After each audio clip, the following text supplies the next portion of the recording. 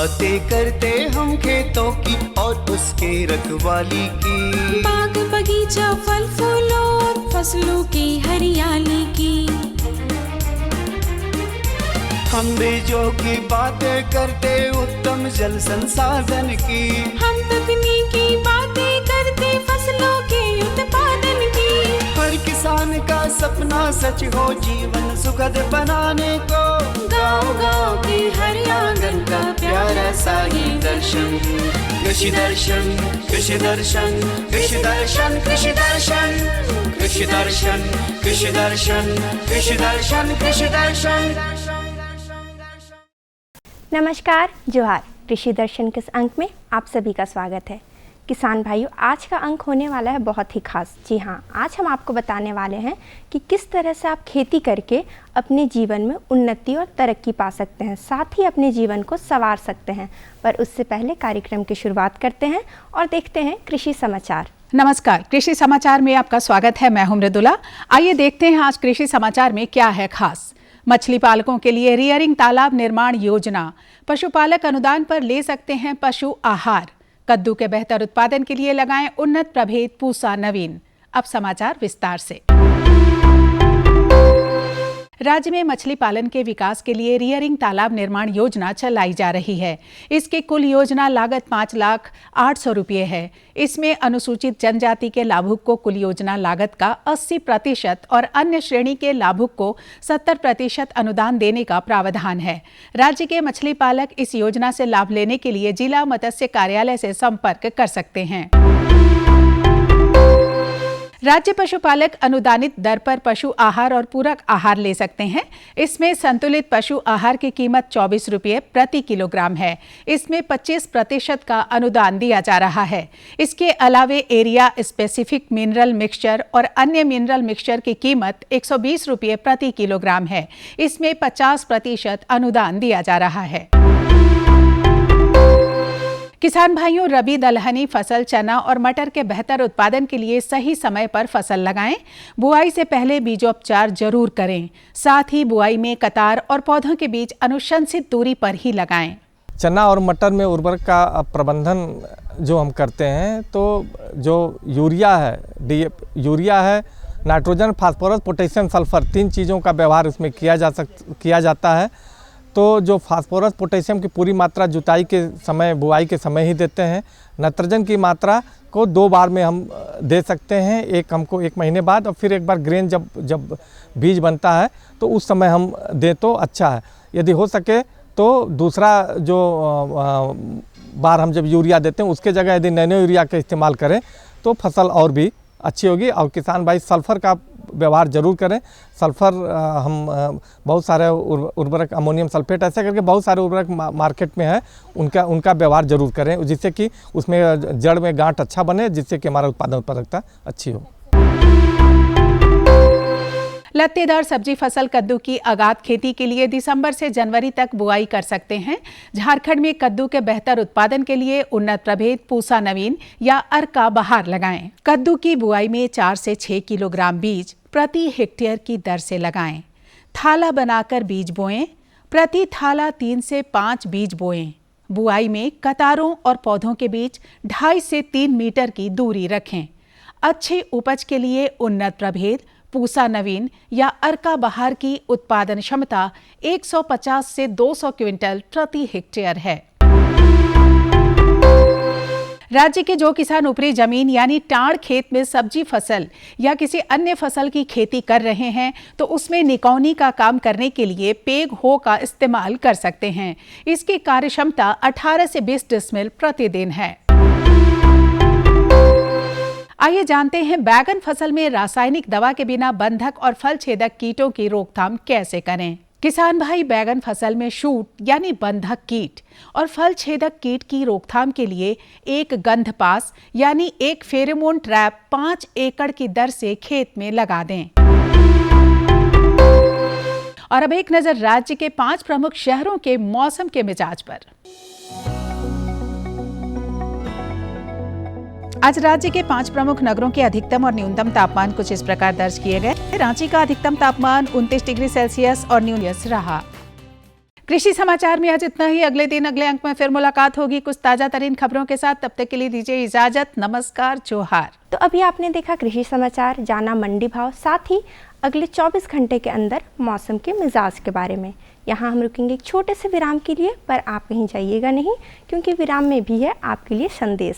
माननीय प्रधानमंत्री श्री नरेंद्र मोदी जी के दूरदर्शी नेतृत्व में पिछले 9 सालों में कृषि एवं इससे जुड़े क्षेत्रों को आधुनिक बनाने और किसानों को सशक्त एवं आत्मनिर्भर बनाने के लिए कई महत्वपूर्ण कदम उठाए गए हैं। साल 2013-14 में जहां कृषि बजट केवल 21,933 करोड़ रुपए था, वहीं साल 2022-23 में इसे बढ़ाकर 1,24,000 करोड़ रुपए कर दिया गया। तभी तो साल 2013-14 में जहां खाद्यान्न उत्पादन 265.05 मिलियन टन था, वहीं साल 2022-23 में ये बढ़कर 330.53 मिलियन टन हो गया। वहीं साल 2013-14 में बागवानी फसलों का उत्पादन जहां 280 मिलियन टन था, वहीं साल 2022-23 में ये बढ़कर 350.87 मिलियन टन हो गया। किसानों को कृषि संबंधी जरूरतों के लिए पीएम किसान सम्मान निधि योजना लागू की गई।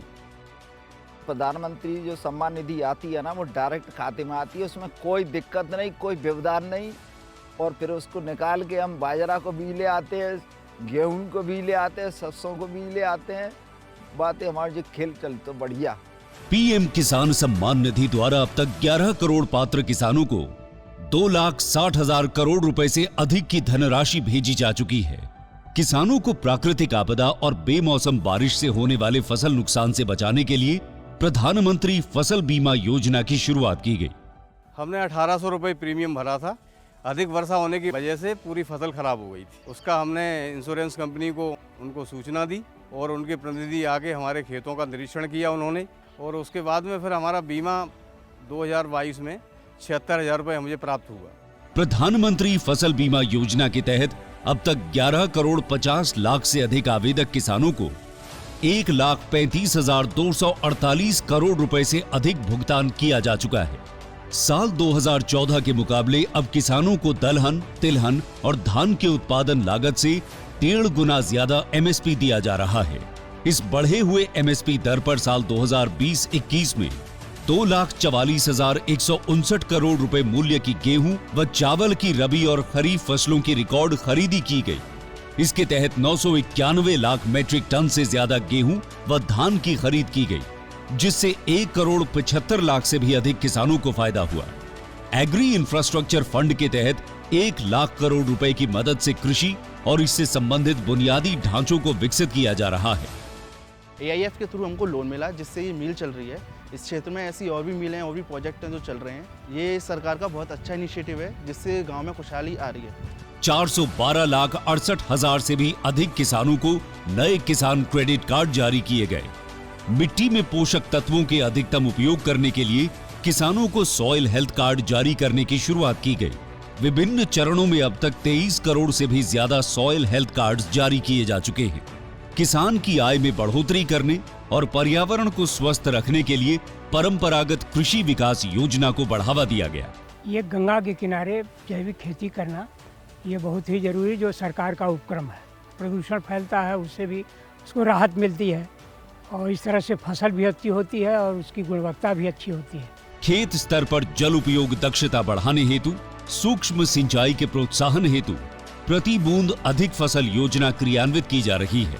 नाबार्ड के साथ मिलकर 10,000 करोड़ रुपए का माइक्रो इरिगेशन फंड भी बनाया गया है। 10,000 नए FPO का गठन किया गया है। मैं FPO का डायरेक्टर हूँ। मेरा FPO पूरा हो गया है। 3,02,000 रुपया किसान का है शेयर होल्डर, और 3,02,000 रुपया सरकार दी है। उससे हम लोग खाद बीज का दुकान किया हूँ। किसानों को उनकी फसल का उचित मूल्य दिलाने के लिए देश भर की मंडियों को आपस में ई-नाम प्लेटफॉर्म से जोड़ा जा रहा है। अब तक 1,000 से भी ज्यादा मंडियों को ई-नाम प्लेटफॉर्म से जोड़ा जा चुका है। ग्रामीण स्तर पर रोजगार को बढ़ावा देने के लिए राष्ट्रीय मधुमक्खी पालन और शहद मिशन की शुरुआत की गई। देश को खाद्य तेल में आत्मनिर्भर बनाने के लिए राष्ट्रीय खाद्य तेल मिशन की शुरुआत की गई। इसके तहत 11,000 करोड़ रुपए से अधिक की धनराशि से मिशन का कार्य प्रगति पर है। संवेदनशील कृषि उत्पादों की आवाजाही के लिए किसान रेल चलाई जा रही है। बहुत शीघ्र खराब होने वाली फल, सब्जियों एवं अन्य बागवानी उत्पादों की आवाजाही को सुनिश्चित करने के लिए किसान रेल का संचालन होने से किसानों को लाभ हो रहा है। कृषि को आधुनिक बनाने के लिए स्मार्ट उपकरण उपलब्ध करवाए जा रहे हैं। इसके अलावा सिंचाई, कीटनाशकों और पोषक तत्वों के छिड़काव के लिए ड्रोन टेक्नोलॉजी को भी अपनाया जा रहा है।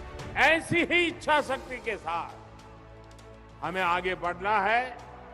भारत की कृषि को और आधुनिक बनाना है, नई ऊंचाई पर पहुंचाना है। कृषि में रिफॉर्म और ट्रांसफॉर्म के 9 साल, शानदार प्रदर्शन से उपलब्धियां बेमिसाल।